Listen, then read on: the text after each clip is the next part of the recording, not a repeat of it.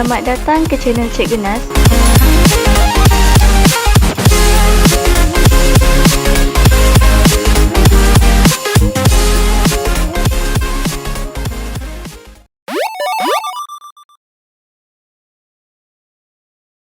Okey, semua boleh nampak bahan yang saya kongsikan.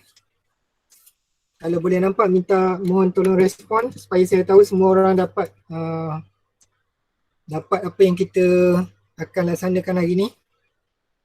Nampak cikgu. Nampak cikgu. Okey, terima kasih. Okey, seperti yang semua sedia maklum, saya ada hantar maklumat dekat dalam Google Classroom tu. Okey, kita akan ada penambahan aktiviti untuk hari ini. Kalau diikutkan, saya nyatakan di situ untuk hari ini adalah aktiviti perbincangan. Okey, untuk bahagian C iaitu esei. Okey, untuk esei tu saya tak dapat nak sediakan sekarang. Okey, jadi kita insyaAllah kita akan cuba fokus di bahagian A dahulu. Memandangkan sebab saya ingatkan antara gap jam 1 hingga jam 2 tu sempat untuk saya sediakan bahan berkaitan dengan esei, tapi disebabkan kesilapan jadual, saya terpaksa dahulukan apa yang ada dulu. Okey, untuk hari ini insyaAllah kita akan cuba membuat ulang kaji di bahagian A, iaitu bahagian soalan objektif.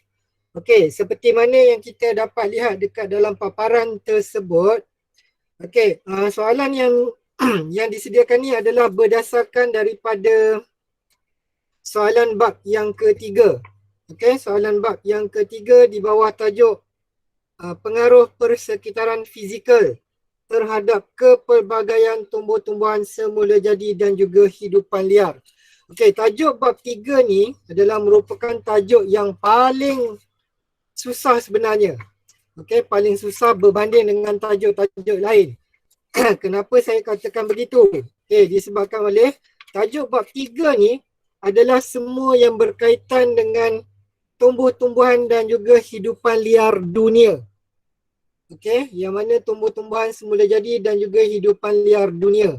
Jadi kalau kita tengok di sini akan ada beberapa istilah yang mungkin seperti yang kita dah belajar sebelum ni mungkin jarang ataupun mungkin susah untuk kita fokus dan juga ingat. Okay, kalau siapa yang masih lagi ingat, kita dah belajar sebelum ni berkaitan dengan ciri-ciri fizikal bentuk muka bumi yang terdapat di dunia. Okay, antaranya kita ada bentuk muka bumi, kita ada saliran, kita ada tanah dan juga kita akan mempelajari yang berkaitan dengan iklim. Okay, yang mana tajuk-tajuk ni adalah tajuk yang sebenarnya bukan baru. Dia adalah kesinambungan daripada tajuk tingkatan 1 dan juga tingkatan 2 yang lalu. Okey, tingkatan 1 berkaitan dengan bentuk muka bumi dan saliran. Okey, kemudian kita ada juga belajar sedikit berkaitan dengan tanah. Kemudian naik ke tingkatan 2 kita dah belajar ada beberapa jenis iklim. Okey, sebelum saya nak teruskan, saya nak imbas balik apa yang kita dah belajar sebelum ni. Siapa boleh nyatakan kita di dunia ni kita ada berapa iklim? Masa 3 tahun yang lalu kita ada belajar berapa jenis iklim? 9. Kita ada 9 jenis iklim. Okey, yang mana iklim-iklim ni terbagi dalam 4 zon. Kita ada zon sejuk, zon sederhana sejuk, ada zon panas dan juga sederhana panas. Okey. Kita terus kepada aktiviti untuk hari ini. Kita rujuk di bahagian soalan objektif yang pertama untuk tajuk bab yang ketiga. Okey, insyaAllah hari ini kita akan cuba untuk jawab lebih kurang 30 soalan objektif. Yang pertama, di antara yang berikut, yang manakah tergolong dalam elemen faktor iklim? Okey, ada yang tadi saya dah dapat lihat ada 4-5 orang yang telah pun jawab soalan ni. Apa yang saya nak yang lain minta tolong jawab juga soalan yang saya dah edarkan pada pautan sebelum kelas kita bermula pagi tadi pada jam 10 lebih. Okey, untuk soalan yang pertama saya nak minta Afif Nazarif, ada tak? Ya cikgu ada. Okey, baik. Okey, boleh tak? Cuba bagi perkongsian jawapan untuk soalan yang pertama. Cara yang berikut yang manakah tergolong dalam elemen faktor iklim? Jawapan saya A. Jawapan yang dipilih A. Okey, ada yang lain nak cuba jawab? Ani Najmi? Saya cikgu ada. Ya, okey. Boleh kongsikan jawapan yang awak dapat untuk soalan yang pertama. Saya punya jawapan pun A cikgu. Awak pun pilih A, okey? Jadi jawapan dia ialah yang paling tepat iaitu A. Antara yang berikut yang manakah tergolong dalam elemen faktor iklim? Okey, maksud di sini ialah faktor yang mempengaruhi iklim iaitu 1 dan juga 2. Hujan mempengaruhi iklim. Suhu juga mempengaruhi iklim. Manakala sungai dan juga tanah tu merujuk kepada bentuk muka bumi yang mana dia tidak mempengaruhi faktor iklim. Okey, baik. Kita tengok kepada soalan yang kedua. Apakah jenis hutan yang dapat dikaitkan dengan tanah pamah di negara Thailand? Okey, Thailand terletak di garisan apa? Siapa nak kongsi? Negara Thailand terletak di garisan mana? Kita ada berapa garisan pada permukaan bumi? Kita dah belajar masa tingkatan 1 dulu. Kita ada 5 garisan iaitu Khatulistiwa. Khatulistiwa. Okey, bagus. Jadi. Ya. Kita ada ASKJ. A. Tanya saja. Apa dia? A. Arktik. J. Jadi. K. Khatulistiwa. S. Sartan dan juga apa pula terbalik ni. Okey, sorry. A. Arktik, S. Sartan, K. Khatulistiwa, J. Jadi dan juga A. Antartik. Okey. Negara Thailand terletak di garisan Khatulistiwa, berhampiran dengan garisan Khatulistiwa. Jadi apakah jenis hutan yang mempengaruhi kawasan tanah pamah di negara Thailand? Sarah Hibah. Saya jawab D. Ya, Sarah jawab D. Hutan monsun tropika. hutan monsun tropika. Bagus. Okey, tahniah Sarah. Okey, jawapan dia ialah hutan monsun tropika. Okey, kenapa bukan hujan tropika? Siapa nak cuba jawab? Kenapa bukan hujan tropika? Tak ada jawapan. Nanti tengok balik pada tajuk yang kita dah belajar ni. Saya nak teruskan kepada soalan yang ketiga. Okey, mengapakah jenis tumbuh-tumbuhan di kawasan tanah tinggi berbeza-beza?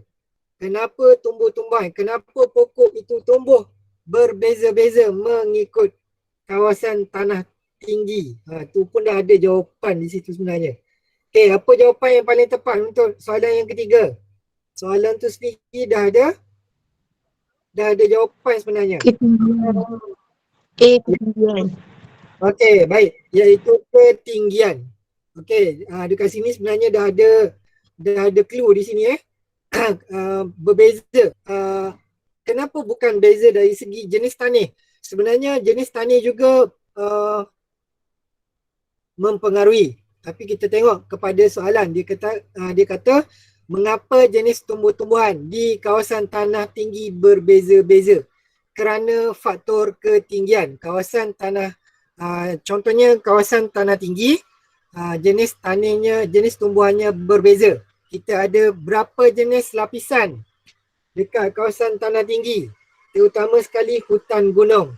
Kita ada hutan mountain atas, hutan mountain bawah. Kita ada hutan hampir alpine dan juga hutan alpine. Itu antara jenis-jenis tumbuhan mengikut ketinggian yang berbeza-beza. Okey, soalan yang keempat. Soalan yang keempat, antara berikut kawasan yang manakah di Malaysia dapat dikaitkan dengan ciri-ciri berikut? Okey, tumbuhan ini terletak di kawasan tanah yang berpasir, jenis hidupan liar seperti ketam dan juga umang-umang.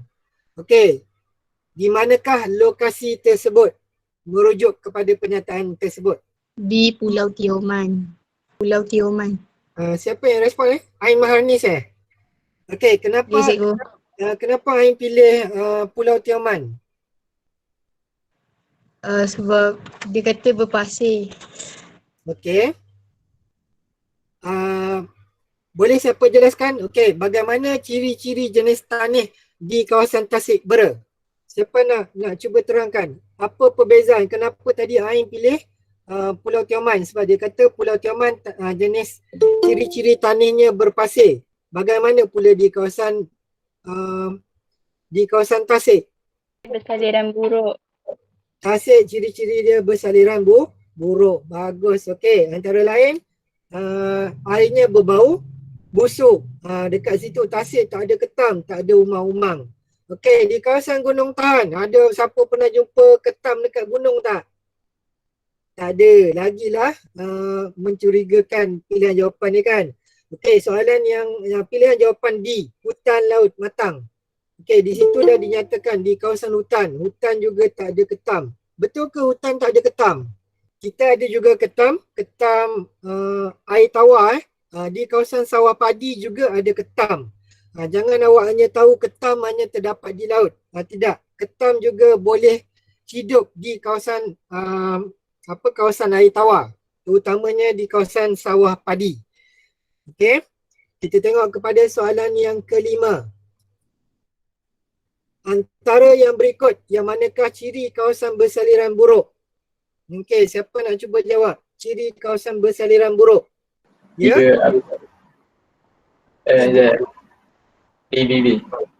1 dan 4. 1 dan 4. Siapa yang respon tu? Irfan, okey. Okey, tahniah Irfan. Okey, antara yang berikut merujuk kepada kawasan bersaliran buruk. Yang pertama, kawasan airnya bertakung. Maksud situ, airnya tidak bergerak. Okey, air yang tidak bergerak menyebabkan air tersebut menjadi berbau busuk. Okey, yang kedua, terletak di cerung bukit. Ini agak mustahil lah. Memang sangat mustahil untuk air itu bertakung dan menyebabkan kawasan tersebut bersaliran buruk. Okey, yang ketiga, terdedah kepada angin monsun. Okey, ini adalah pilihan kepada lokasi apa sebenarnya ni? Ifan boleh jelaskan tak? Ya, Boleh jelaskan tak? Terdedah kepada angin monsun. Tak ada kaitan sebab kawasan angin monsun membadai di kawasan pinggir laut. Okey. Kemudian dia kata tumbuhan memerlukan air yang banyak. Okey, di kawasan Tasik, di kawasan Paya. Kawasan yang bertakung ni kebanyakannya pokok-pokok memerlukan air yang banyak. Terutama sekali antara jenis pokok bakau dan juga pokok mengkuang dan juga pokok nipah. Okey, yang terdapat di kawasan Paya dan juga Tasik. Okey, kita tengok kepada soalan yang seterusnya. Apakah ciri tanah Chernozem? Cuba buka balik buku. Kalau tak buka buku boleh jawab tak? Apakah jenis tanah Chernozem? Awak tolong baca soalan ni. Tanah hitam. Keluar dekat dalam soalan exam. Nanti awak kena tahu. Macam mana tadi jawapan dia, Hamdi? A. Tanah hitam. Okey, kita ada berapa jenis tanah yang kita dah belajar sebelum ni? Kita ada antaranya ciri-ciri tanah podzol, tanah latosol, apa lagi? Chernozem, terra rosa.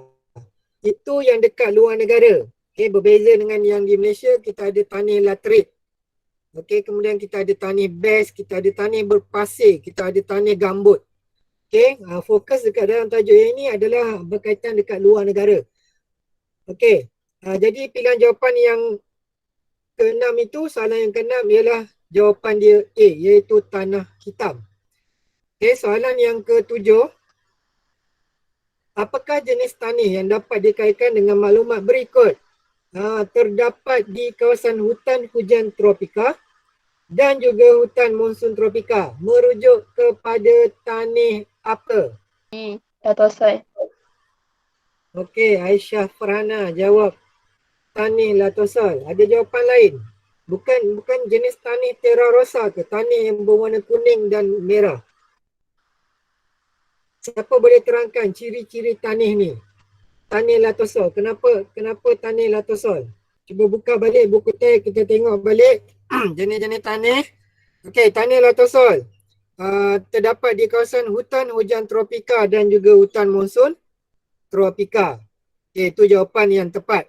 Kita tengok pilihan jawapan yang lain. Tanih Podzol. Ini nak ulang balik. Sebab kalau kita tak bincangkan ni nanti takut awak tak faham. Okay, kita tengok kepada Tanih Latosol. Tanih Podzol. Okay, Tanih Podzol terdapat di kawasan hutan konifer. Terletak di kawasan iklim apa ni? Iklim Siberia dan juga iklim tundra. Okay, manakala pilihan Tanih Chernozem. Tanih Chernozem merujuk kepada kawasan padang rumput sederhana. Siapa ingat lagi? Iklim sederhana. Masa tingkatan 2, iklim steppe itu. Okay, iklim steppe. Kemudian Tanih Terra Rosa. Okay, Tanih Terra Rosa terdapat di kawasan hutan Mediterranean. Yang mana kawasannya adalah terdiri daripada campuran tanah liat dan juga pasir. Kebanyakan jenis pokoknya adalah seperti pokok lavender, laurel dan juga pokok pine. Okey, jelas ya? Jelas cikgu. Okey, baik. Kita tengok kepada soalan yang ke-8. Antara yang berikut pernyataan manakah yang benar mengenai ciri iklim di gurun panas? Okey, ciri iklim di kawasan gurun panas. Pilihan yang mana satu yang betul? B. 1 dan 4. Pilihan dia 1 dan 4. Nombor 8.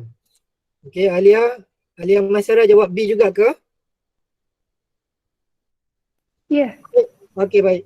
Okey, kita tengok kepada pilihan jawapan langit tidak berawan. Okey, iklim gurun panas, betul tak langitnya tidak berawan?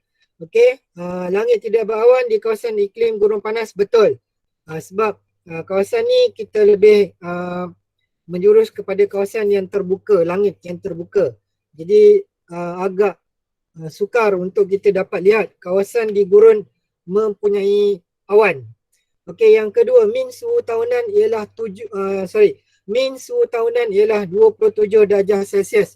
Okey, nilai 27 darjah Celsius ni amat rendah, sedangkan pilihan kepada jawapan tu, kenyataan yang kita rujuk adalah di kawasan gurun panas. Sudah semestinya taburan suhu tahunannya adalah tinggi. Okey, yang ketiga, arus sejuk menyederhanakan suhu. Kalau kata arus sejuk menyederhanakan suhu, maksudnya bukanlah kawasan iklim gurun panas. Okey, jadi yang keempat, hujan tahunan kurang daripada 250 mm setahun. Okey, jadi jawapan dia 1 dan 4. Okey, soalan yang ke-9. Apakah jenis tumbuh-tumbuhan semula jadi di kawasan iklim monsun tropika? Okey, apakah jenis tumbuh-tumbuhan semula jadi yang terdapat di kawasan iklim monsun tropika? Antaranya ialah siapa D. ni? Ya? Mahogany.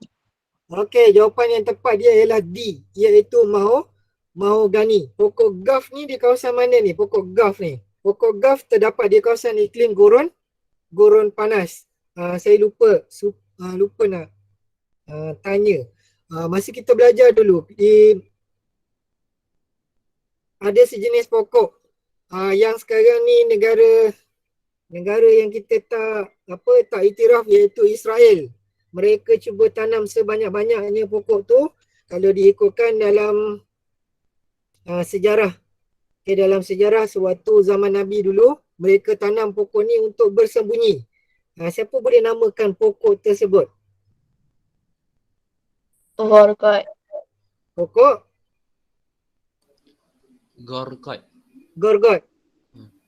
Okey, jadi nanti ada masa awak cuba Google bagaimana rupa pokok itu yang sekarang ini di negara Israel mereka telah pun membuat penanaman secara besar-besaran pokok tu. Mungkin mereka percaya dengan menanam pokok-pokok tu dapat menyelamatkan mereka lah nanti. Tu dia orang punya teori dia sendiri. Tapi bila mana bala dan juga apa yang diturunkan oleh Allah tu, tak ada apa yang dapat menghalang. Okey, kemudian kita ada pokok birch. Pokok birch ni boleh dijumpai di kawasan mana? Iklim Siberia. Okey, di kawasan iklim Siberia. Kemudian kita ada pokok dahurian. Ini bukan pokok durian pokok dahurian lush. Pokok dahurian lush ni terdapat di kawasan iklim Siberia. Okey, kita tengok kepada soalan yang ke-10. Foto menunjukkan ini binatang apa ni? Beruang kutub. Beruang kutub. Ini bukan brown bear, bukan apa? Bukan sun bear. Ini beruang kutub warna putih. Tapi dah kotor dah warna dia. Apakah iklim yang dapat dikaitkan dengan hidupan liar tersebut? Iklim Siberia. Okey, iaitu iklim Siberia. Merupakan iklim apa ni? Iklim sejuk. Okey. Boleh bab yang ketiga?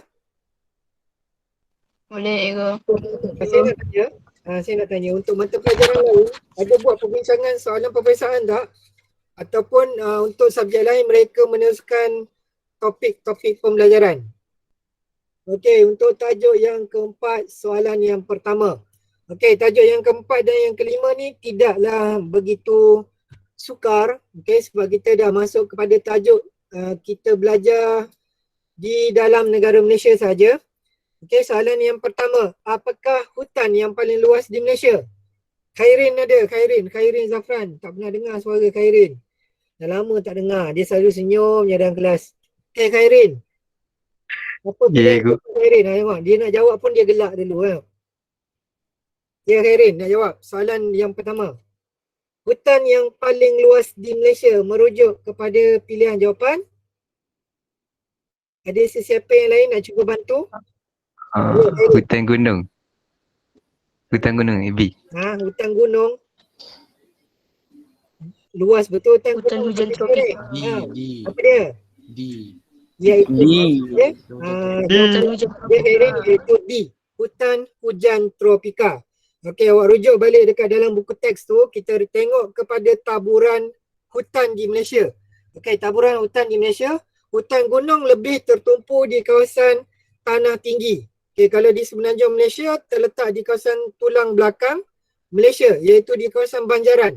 Sama juga dengan di kawasan Sabah dan Sarawak. Kedudukannya sama, iaitu di kawasan tanah tinggi. Okey, hutan pantai. Hutan pantai terdapat di kawasan pinggir pantai semenanjung Malaysia, Sabah dan juga Sarawak. Di tepi kawasan tepi dah.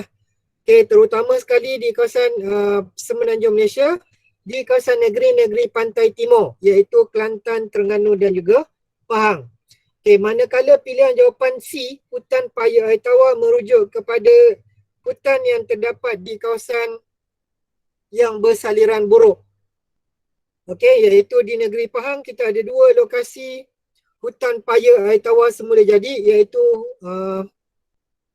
Tasik Chini dan juga Tasik Bera. Kemudian kita ada satu lagi Tasik dekat Sarawak. Siapa ingat yang kita dah belajar masa tingkatan 1 yang lalu? Tasik Avenger ni, siapa ingat? Tak ada siapa yang ingat Tasik Avenger dulu? Tingkatan 1. Khairin tak ingat Khairin? Tak tahu Ego. Ya? Tak ingat Ego. Tak ingat. Okey, iaitu Tasik Logan Bunut yang terdapat di negeri Sarawak. Okey, itu saya uraikan sikit. Okey, soalan yang kedua. Apakah jenis hutan yang terdapat di kawasan yang berlorek? Tadi baru je kita bincang soalan yang pertama tadi. Nak test apa pula ni? Khairin lagi lah. Sebab saya dah terangkan tadi. Soalan yang kedua. Apa pilihan jawapan dia Khairin? Aku dah lari dah Khairin. Khairin? Ya Ego. Jangan lari pula. Tadi saya dah terangkan. Kawasan tengah Semenanjung dan juga Sabah dan Sarawak. Ni merujuk kepada kawasan hutan apa ni? Hutan hujan tropika. Hei Khairin ni. Alisa. Alisa ada Alisa. Cuba jawab Alisa. Ya, cikgu. Ya. Boleh tak tolong jawab soalan yang kedua ni?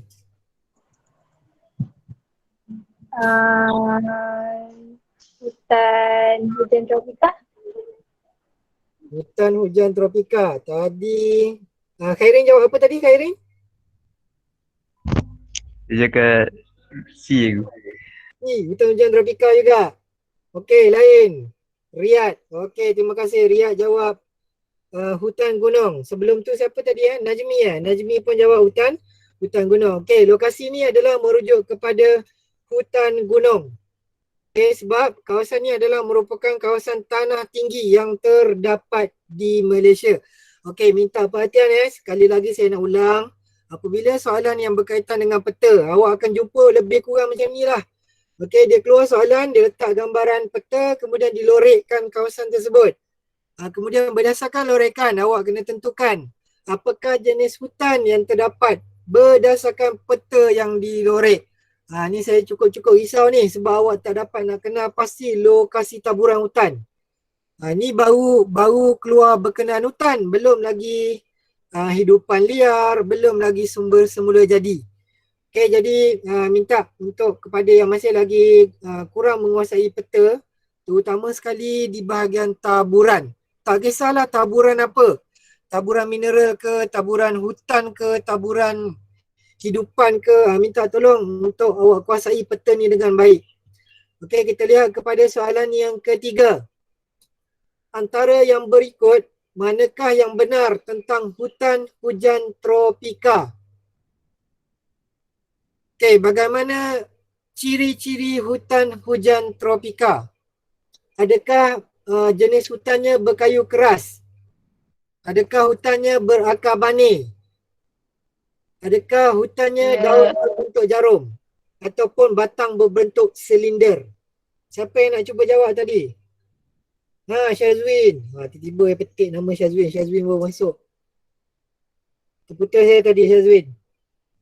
Okey, ada sesiapa nak cuba jawab daripada kelas Islah?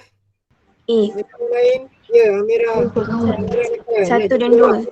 Ya, 1 dan 2. Itu adalah merupakan ciri-ciri hutan hujan tropika, iaitu berkayu keras dan juga berakar bani. Okey, untuk daun berbentuk jarum dan juga batang pokok berbentuk silinder, ni merujuk kepada hutan apa? Siapa nak jawab? Ni merujuk kepada hutan apa? Hutan pantai. Hutan pantai. Ini merujuk kepada hutan konifer. Okey, jarum pokoknya berbentuk kon. Daunnya berbentuk jarum dan batang pokoknya berbentuk silinder. Okey, macam mana pokok pine ataupun pokok yang Christmas tu. Itulah yang merupakan kawasan hutan konifer. Okey, baik. Soalan yang keempat. Apakah jenis tumbuh-tumbuhan semula jadi yang terdapat di kawasan hutan pantai? Siapa nak cuba jawab?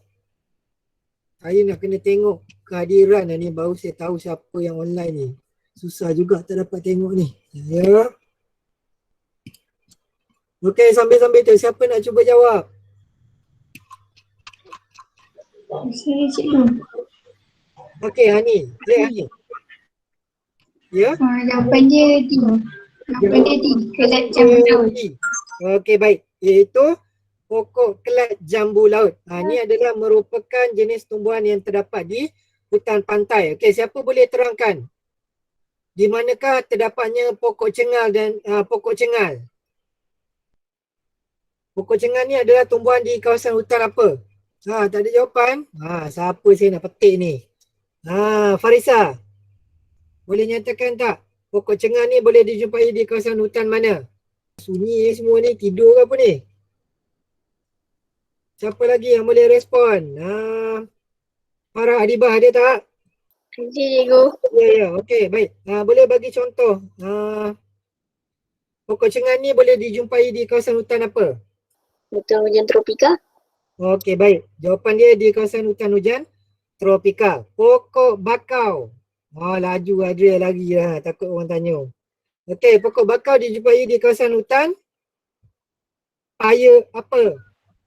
Paya air masin. Paya air masin, bagus. Okey, manakala pokok perepat. Cuba cari cepat. Pokok perepat dijumpai di kawasan hutan apa? Saya takut nanti sekarang awak tak dapat nak tentukan. Ya? Hutan bakau. Hutan bakau, okey. Bakau ni merujuk kepada bakau, nanti tengok balik. Sama ada bakau air masin ataupun, paya air masin ataupun paya air tawar. Ada dua. Okay, jadi pilihan jawapan dia ni agak hampir lebih kurang sama. Okey, tapi yang kita kena faham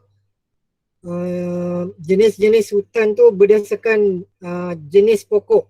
Okey, yang mana kalau dekat hutan pantai pula faktor tumbuhan di kawasan hutan pantai adalah mengikut jarak dari laut. Okey, soalan yang kelima. Apakah faktor yang mempengaruhi tumbuhan semula jadi dalam maklumat di bawah? Okey, iaitu jenis lumut dan juga periuk kera. Apa faktor yang mempengaruhi tumbuhan lumut dan juga periuk kera?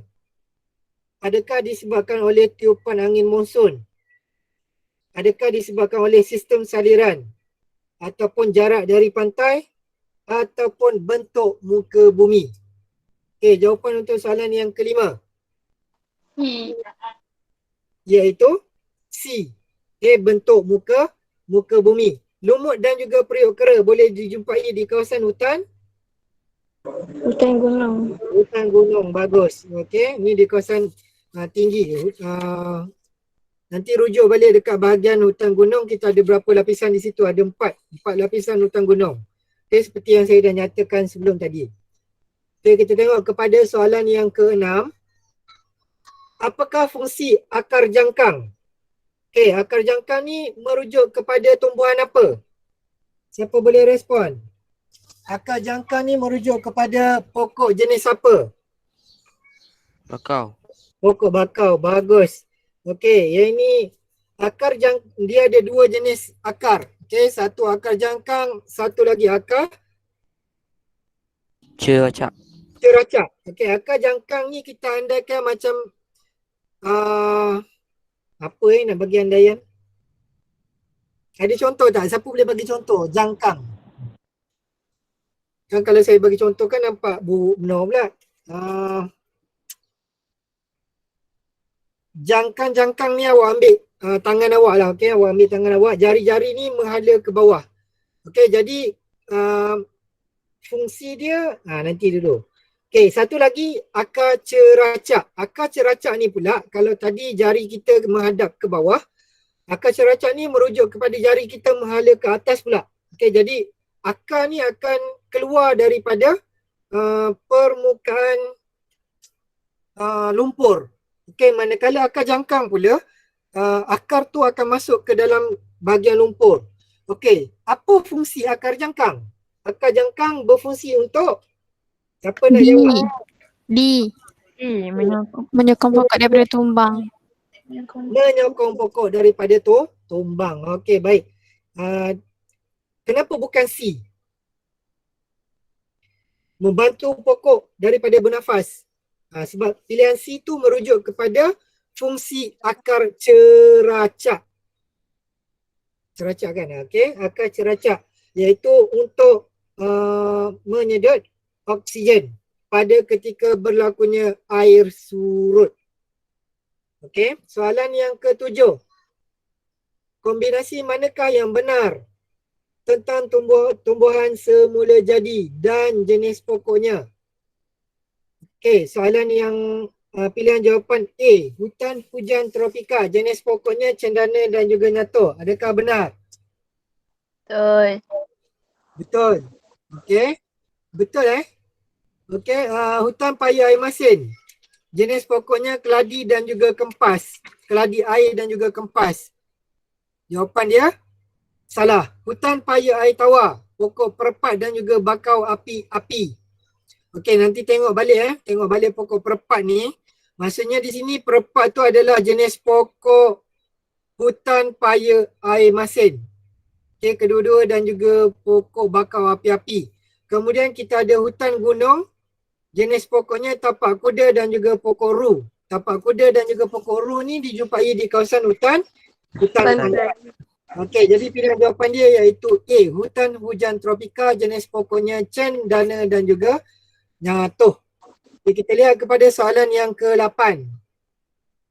Antara yang berikut, pernyataan manakah yang benar tentang tentang faktor-faktor iklim yang mempengaruhi tumbuh-tumbuhan semula jadi di Malaysia? Okey, untuk soalan yang ke-8, pilihan jawapan yang manakah benar? Siapa boleh nyatakan ciri-ciri iklim khatulistiwa? Lembab. Apa yang lembab? Panas dan lembab sepanjang tahun. Kemudian menerima pancaran matahari sekurang-kurangnya 8 jam sehari? 8 jam. 8 jam sehari. Okey, di sini dia kata yang manakah benar tentang faktor iklim yang mempengaruhi. Okey, terutamanya di Malaysia tu kita kaitkan balik dengan iklim khatulistiwa. Purata suhu 27 darjah Celsius. Okey, adakah pernyataan itu benar? Salah. Benar. Ha? Okey, pernyataan yang pertama iaitu benar. Purata suhunya 27. Okey, ini merujuk kepada suhu tahunan, bukan suhu harian. Okey, kalau suhu harian kita berbeza-beza mengikut kedudukan pada permukaan bumi. Okey, kalau dekat kawasan tanah tinggi suhunya berbeza berbanding dengan kawasan di pinggir laut dan juga kawasan pedalaman. Okey, pilihan yang kedua, musim kering yang nyata. Kita tidak mengalami musim kering. Sebab kita dah sebut tadi panas dan lembab sepanjang tahun.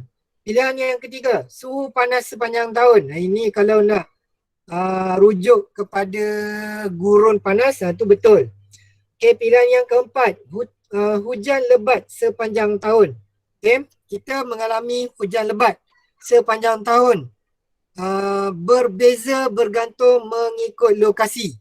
Okey, sebab kita dipengaruhi oleh tiupan angin monsun. Sewaktu berlakunya monsun barat daya, kawasan di negeri-negeri pantai barat akan menerima hujan yang lebat. Manakala apabila berlaku musim monsun timur laut, negeri-negeri di kawasan pantai timur pula menerima hujan yang lebat.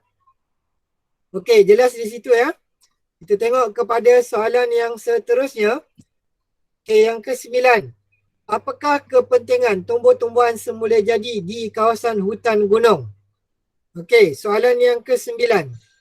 Siapa nak cuba jawab? Aina Syaza. D. Siapa yang jawab tu? Saya nak dengar jawapan daripada Aina. Aina ada tak Aina? Tak ada. Putri Maisarah. Soalan yang ke-9. Apakah kepentingan tumbuh-tumbuhan semula jadi di hutan gunung? Kawasan tadahan semula jadi. Okey, bagus. Iaitu kawasan tadahan semula jadi. Ini merujuk kepada apa ni? Kawasan tadahan hujan. Okey. Berdasarkan pilihan jawapan yang lain. Okey, berdasarkan pilihan jawapan yang lain. Kenapa kita tak terima? Siapa boleh jelaskan kenapa kita tak terima pilihan jawapan yang lain? Kerana pilihan jawapan yang lain tu, yang 3 lagi tu semuanya bukan semula jadi. Pembinaan. Okay, digunakan untuk pembuatan. Sumber pembalakan. Menghasilkan kraft tangan. Itu bukan fungsi semula jadi. Okey? Kita tengok kepada soalan yang ke-10. Soalan yang ke-10 ni confirm ramai tak berani nak jawab ni. Saya nak pilih siapa Rizka ada? Mohon respon kalau ada. Tiba je buat tak ada kan. Okey. Siapa nak cuba jawab? Dini Airil. Ya, cikgu. Ya. Nak cuba jawab untuk soalan yang terakhir. Itu soalan yang ke-10. Jawapan dia D, cikgu. Jawapan dia? D. Memastikan bekalan kayu berterusan. D. Memastikan bekalan kayu berterusan. Okey, itu adalah jawapan yang paling tepat. Okey, kita ada masa lagi lebih kurang 10 minit. Saya nak teruskan kepada soalan yang seterusnya untuk bab yang ke-5. Okey, bab yang ke-6 kita tak sentuh Saya simpan soalan adjektif je sebab banyak digunakan untuk soalan peperiksaan. Harap maklum. Okey, kita tengok kepada soalan bab yang ke-5. Soalan yang pertama, antara yang berikut hidupan liar yang manakah dapat dikaitkan dengan habitat hutan hujan tropika? Hutan hujan tropika. Pilihan jawapan 3 dan 4. Penyu dan dugong itu tak ada dekat dalam hutan. Jadi yang tinggal pilihan jawapan dia adalah 1 dan 2. Hanya kalau ada juga individu yang jawab salah waktu exam ni, memang saya bahan sampai ujung tahun nanti.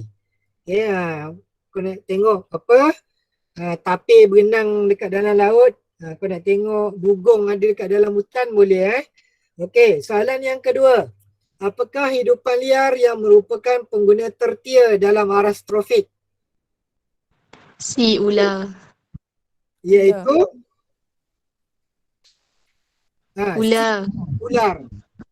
Dah rujuk Okey. Soalan yang ketiga. Apakah kepentingan perkembangan industri eko-pelancongan? Okey, pelancongan ada 2 kategori, iaitu eko-pelancongan dan satu lagi agro-pelancongan. Apakah kepentingannya terhadap perkembangan industri? Yang pertama, masyarakat menghargai alam sekitar. Adakah itu kepentingan perkembangan industri? Yang kedua, ekspor hidupan liar bertambah. Yang ketiga, pertempatan semula hidupan liar. Dan juga yang keempat, mewujudkan peluang pekerjaan. Okey, soalan yang ketiga ni ada satu pilihan tu ya, iaitu 1 dan 4. Okey, masyarakat menghargai alam sekitar dan juga mewujudkan peluang pekerjaan. Siapa boleh nyatakan apakah antara contoh peluang pekerjaan yang wujud hasil daripada industri eko-pelancongan? Ranger hutan. Ranger hutan, bagus. Lagi yang bekerja dalam bidang penyelidikan dan pembangunan. Contohnya orang yang bekerja dengan zoo. Okey, itu juga termasuk dalam eko-pelancongan. Okey, kemudian kita tengok kepada soalan yang keempat. Apakah kepentingan pendidikan untuk melindungi hidupan liar? Apa kepentingan pendidikan untuk melindungi hidupan liar? Tadi saya tertarik, ada seorang pelajar dia dapat jawab 30 soalan ni dengan betul. Jadi saya nak tunggu individu tersebut bersuara untuk pilihan jawapan yang ni. Ada 2 orang yang dapat jawab dengan betul tadi. Siapa nak cuba jawab? Daripada 2 orang ni, tapi saya tak nak beritahu siapa. Tak berani nak jawab ke? Silakan. D. Ya? Jawapan dia ialah D, 3 dan 4, iaitu menggalakkan penglibatan masyarakat dan juga penyelidikan dan pembangunan berkembang. Okey, itu pilihan jawapannya. Okey, soalan yang kelima. Bagaimanakah murid boleh melindungi biodiversiti negara? Ini lebih kepada soalan berunsur kebat.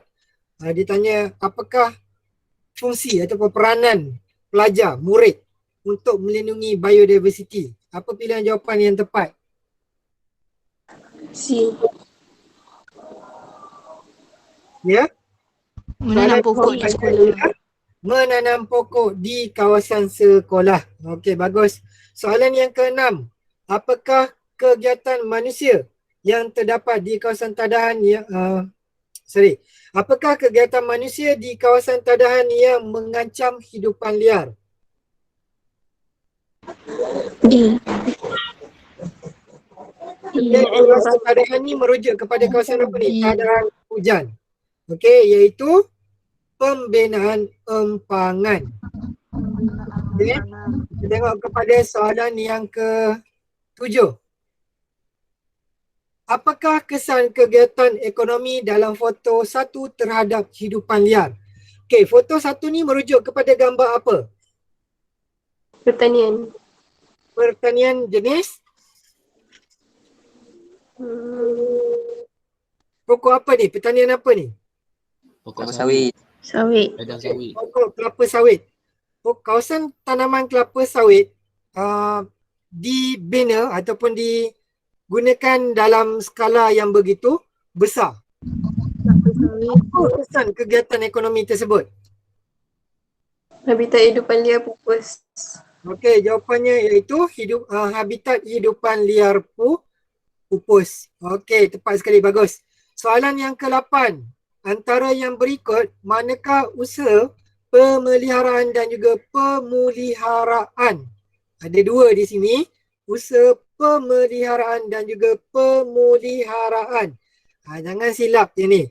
Okey, soalan yang ke-8 ni merujuk kepada pilihan jawapan yang mana? 1 dan 4.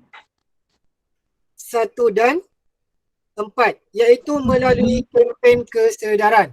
Bagaimana contoh kempen-kempen kesedaran yang ada? Seperti yang kita dah bincang sebelum ni. We Hak Tape. Kemudian kita ada Hari Tenggiling Sedunia. Kita ada hari apa lagi? Campaign Save the Day. Ya? Campaign Save the Day. Kempen Save the Day. Hari Tanpa Beg Plastik. Ya, betul. Antaranya Hari Tanpa Beg Plastik. Okay, itu antara contoh kempen-kempen kesedaran. Okey, yang seterusnya melalui pemuliharaan iaitu penguatkuasaan undang-undang. Okey, dia merangkumi kedua-dua iaitu pemeliharaan dan juga pemuliharaan. Bagaimana contoh penguatkuasaan undang-undang? Melalui akta-akta yang diwujudkan, yang mana beberapa akta mewartakan hutan simpan, kemudian menggazetkan kawasan taman negara, reserve taman negara sebagai tujuan untuk usaha pemeliharaan dan juga pemuliharaan hidupan liar yang terdapat di negara kita. Okey, kita tengok kepada soalan yang ke-9. Soalan yang ke-9, foto 2 menunjukkan spesies orang hutan. Di manakah terdapat hidupan liar tersebut?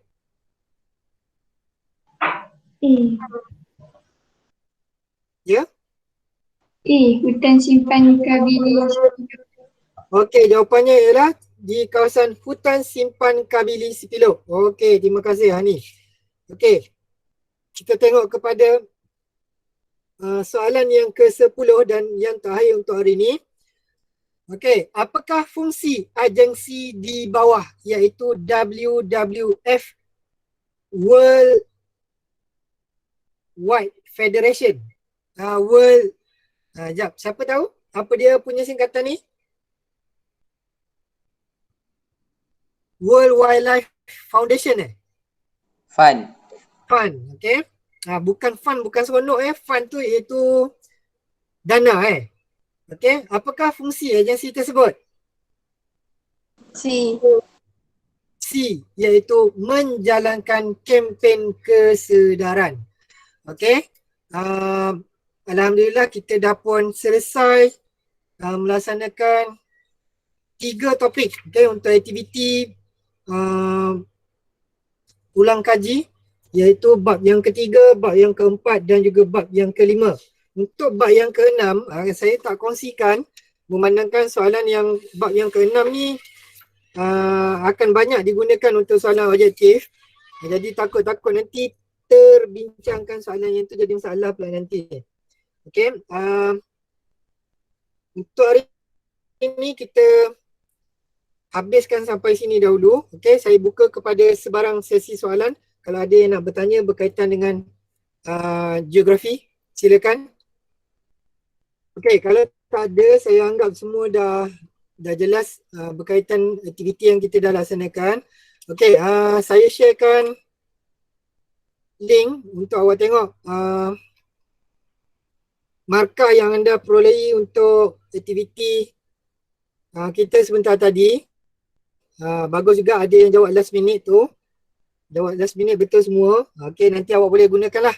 Okey, manfaatkan aktiviti yang kita laksanakan untuk hari ini sebagai latihan dan juga aktiviti pengukuhan dan juga pengayaan kita terhadap mata pelajaran geografi tingkatan 3. Okey, untuk bab 1 dan 2 sila ambil perhatian, fokus kepada bagaimana tata cara pembinaan graf dan juga catapai serta fahamkan berkaitan dengan peta topografi tu dengan lebih banyak. Okey, sebab tajuk peta topografi markahnya amat besar. Okey, untuk aktiviti soalan esei, insya-Allah saya akan kongsikan bahan ataupun maklumat soalan berkaitan dengan esei ni kemudian. Okey, mungkin selepas habis hari ni lah. Okey, sebab lepas ni jam 2 saya ada kelas dengan tingkatan 1. Kemudian jam 4 kita akan ada aktiviti unit beruniform untuk menengah rendah menengah ke menengah atas, saya tak ingat. Okey, saya tak nak panjangkan masa. Okey, kalau tak ada apa-apa kita jumpa ke? Tak tahu jumpa ke tidak kan. Okey, minggu depan kita akan bercuti selama 2 minggu. Okey, jadi jangan terlalu selesa. Saya akan bagikan tugasan untuk awak lakukan pada cuti 2 minggu tu nanti. Okay, akan ada satu tugasan iaitu projek secara individu. Okay, projek tersebut akan saya ambil kira markah untuk peperiksaan. Okay, ada markah yang akan saya peruntukkan untuk aktiviti tersebut. Okay, jadi jangan ada yang pandang mudah lah. Okay, kalau ada yang kata tak apa saya tak nak buat. Saya nak wajibkan semua. Okay, sebab bahan ini akan menjadi awak punya dokumentasi untuk pentaksiran bilik darjah bagi mata pelajaran geografi nanti Okay, ada sebarang soalan? Tak ada tu. Tak ada Okay, kalau tiada kita tangguhkan dulu sesi kelas PDPR kita untuk kali yang terakhir untuk minggu ni. Okay, InsyaAllah kalau dah kita dapat kembali bersekolah, kita jumpa lagi pada 2 minggu yang akan datang. Okay. Assalamualaikum warahmatullahi wabarakatuh. Assalamualaikum. Terima kasih, Cikgu.